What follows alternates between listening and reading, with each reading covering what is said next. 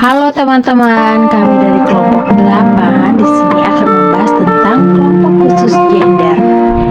Apa sih gender itu? Gender menurut Mukhtar diartikan sebagai jenis kelamin sosial atau konotasi masyarakat untuk menentukan peran sosial dan jenis kelamin. Peran gender adalah peran yang dilakukan perempuan dan laki-laki sesuai dengan situasi lingkungan, budaya, dan struktur masyarakat.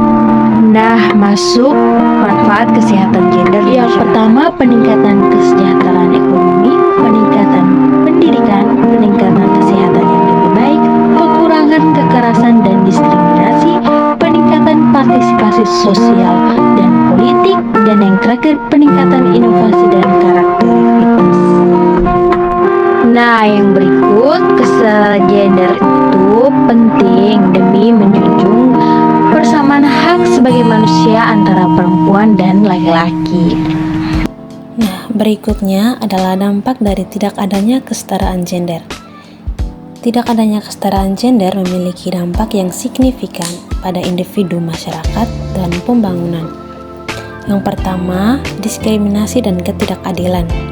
Ketidaksetaraan gender dapat menyebabkan diskriminasi terhadap individu berdasarkan jenis kelamin mereka. Hal ini akan membatasi akses mereka ke pendidikan, pekerjaan, kesehatan, dan kesempatan lainnya. Dampak kedua adalah kekerasan gender. Ketidaksetaraan gender seringkali terkait dengan kekerasan terhadap perempuan dan anak perempuan. Dampak yang ketiga adalah partisipasi politik yang rendah. Ketidaksetaraan gender dapat menghambat partisipasi politik perempuan. Ketika perempuan tidak memiliki akses yang setara ke pengambilan keputusan politik, suara mereka akan terabaikan.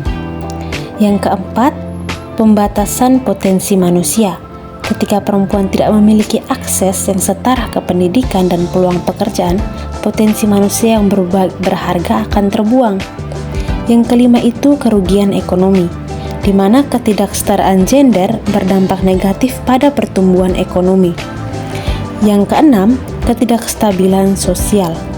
Tidak adanya kesetaraan gender dapat menciptakan ketegangan sosial dan ketidakstabilan, ketidakpuasan, dan ketidakadilan dapat memicu ketegangan antar kelompok gender yang pada gilirannya dapat menyebabkan konflik sosial yang lebih besar.